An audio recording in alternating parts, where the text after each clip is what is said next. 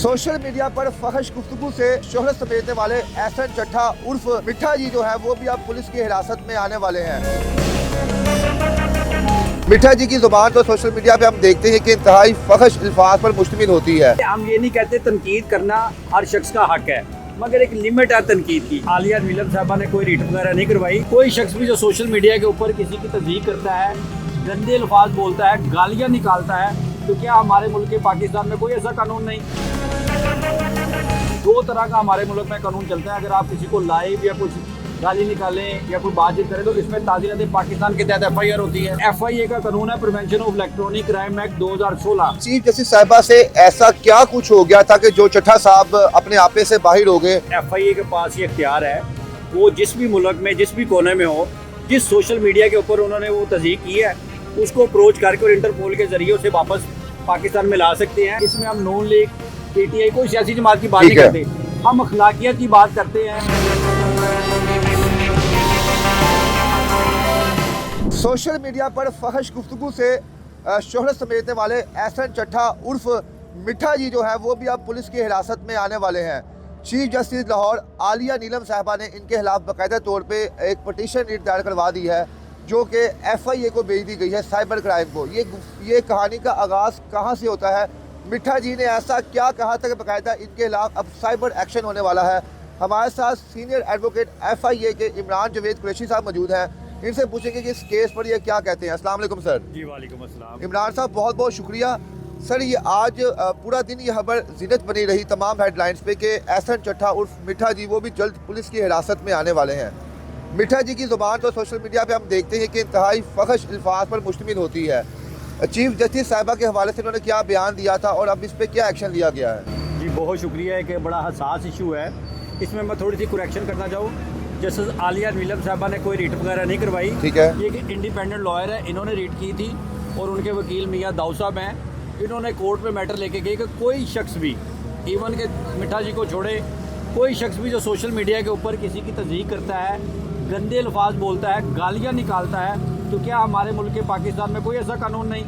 तो इस हवाले से दो तरह का हमारे मुल्क में कानून चलता है। अगर आप किसी को लाइव या कुछ गाली निकालें या कोई बातचीत करें तो इसमें ताज़ीरात पाकिस्तान के तहत FIR होती है, और अगर सोशल मीडिया पे करें, मीडिया पे करें तो उसमें FIA के तहत FIR होती है। ठीक है। और ये FIA का कानून है prevention of electronic crime act 2016।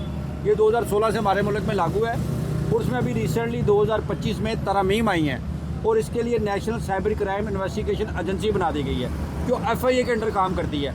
अब ये जो आज सारा वाक़या रिपोर्ट हुआ है उसमें तलब किया गया था लाहौर हाई कोर्ट ने उस रिट में PTI को, पाकिस्तान टेलीकम्युनिकेशन अथॉरिटी, और दूसरी NCCI को। ठीक है। कि आपने ये देखे वेबसाइट के ऊपर, सोशल मीडिया के ऊपर इंतहाई तज़ीक में गुफ्तगू हो रही है, गालियाँ निकाली जा रही हैं, इवन के नाम लेकर चीफ जस्टिस साहबा को या और शख्सियत को। सर, चीफ जस्टिस साहबा से ऐसा क्या कुछ हो गया था कि जो चट्ठा साहब अपने आपे से बाहर हो गए और इस किस्म का बयान सोशल मीडिया पे दे दिया उन्होंने? देखिए, हम ये नहीं कहते तनकीद करना हर शख्स का हक है, मगर एक लिमिट है तनकीद की। हम वकला भी तनकीद करते हैं, कोई फैसला आता है, जजमेंट आती है तो उसको लीगल पर्सपेक्टिव से करते हैं। आज के इस फैसले में भी जज साहब ने कहा है कि आप तनकीद करें मगर उसको रीज़नेबल हो।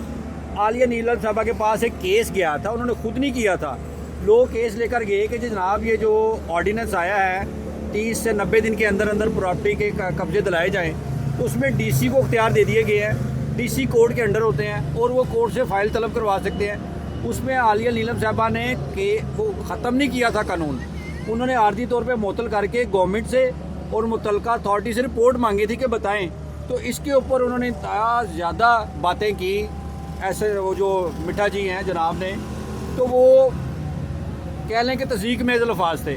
उसके ऊपर फिर अब ये को वकील साहब कोर्ट में लेकर गए हैं, कोर्ट ने फिर उस पर रिकॉर्ड तलब किया। आपको बताता चलूं कि जो आलिया नीलम साहबा है ये आयरलैंड में रिप्रेजेंटेटिव है नून लीग की, और नून लीग के जो एहसन चट्ठा साहब जो है आयरलैंड में नून लीग के रिप्रेजेंटेटिव हैं। लेकिन जस्टिस आलिया नीलम साहबा ने बाकायदा तौर पर इस पर एक्शन लिया। जो इनके वकील हैं दाऊद साहब, उन्होंने बाकायदा इन्हें लीगल नोटिस भी भेजा है। सर, वो चट्ठा साहब तो इस वक्त आयरलैंड के अंदर हैं और ये जो उनके खिलाफ जो FIR जो साइबर क्राइम में दी गई है वो लाहौर में दी गई है NCCI को। तो क्या बाकायदा इंटरपोल के ज़रिए उन्हें गिरफ्तार किया जाएगा और क्या मामला होगा?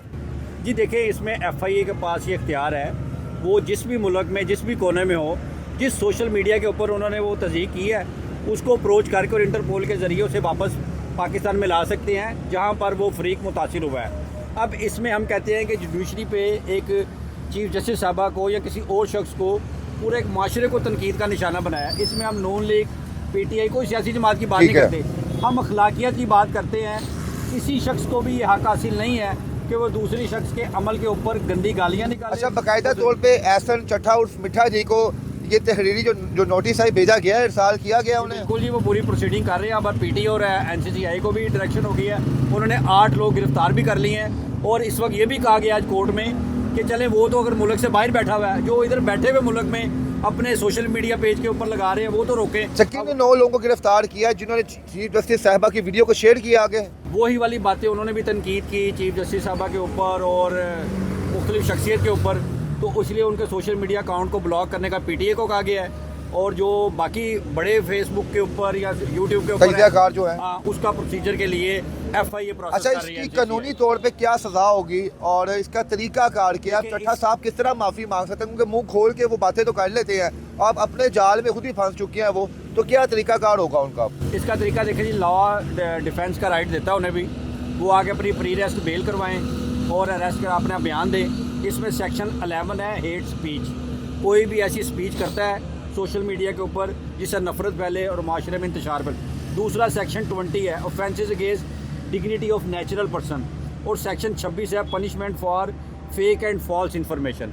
तो ये पीका एक्ट के तहत ये ऑफेंसेस हैं और इसकी सज़ा 3 साल से लेकर 7 साल तक कैद हो सकती है और इसके साथ 10 लाख से 20 लाख तक जुर्माना हो सकता है। अच्छा, अगर एहसन चट्ठा साहब जो है कोऑपरेट नहीं करते इदारों के साथ, तो क्या इन पे घेरा तंग हो जाएगा? इनके बाकायदा ने गिरफ्तार किया जाएगा एयरलाइन से? डेफिनेटली आप PTI और NCCI इस पर लीगल प्रोसेस कर रहे हैं, उनके चैनल वगैरह पाकिस्तान में बैन हो जाएंगे और उस गवर्नमेंट से भी कह के हमारी जो उनसे ट्रीटी है उसके तहत उन्हें मुल्क पाकिस्तान में वापस लाने की कोशिश की। अच्छा, उन लोगों के नाम क्या पैगाम देंगे जो ऐसी वीडियोस को दरादर शेयर करते हैं मुख्तलिफ ग्रुप्स में और एट द एंड वो खुद भी इस जो है कटघरे में उनको आना पड़ता है और खुद भी इस शिकंजे में गिरफ्तार हो जाते हैं? वो बस देखें जी, रेटिंग लेने के लिए कोई भी ऐसा इवेंट कर देना, ऐसी बात कर देना जिससे आपको रेटिंग तो वक्ती तौर पे मिल जाती है, मगर वो आपके अपने ज़मीर के ख़िलाफ़, अखलाकियत के ख़िलाफ़ और मुल्क के कानून के ख़िलाफ़ हो तो वो मुनासिब नहीं है। इसलिए चट्ठा साहब को उर्फ मिठा जी को क्या पैगाम देंगे सर?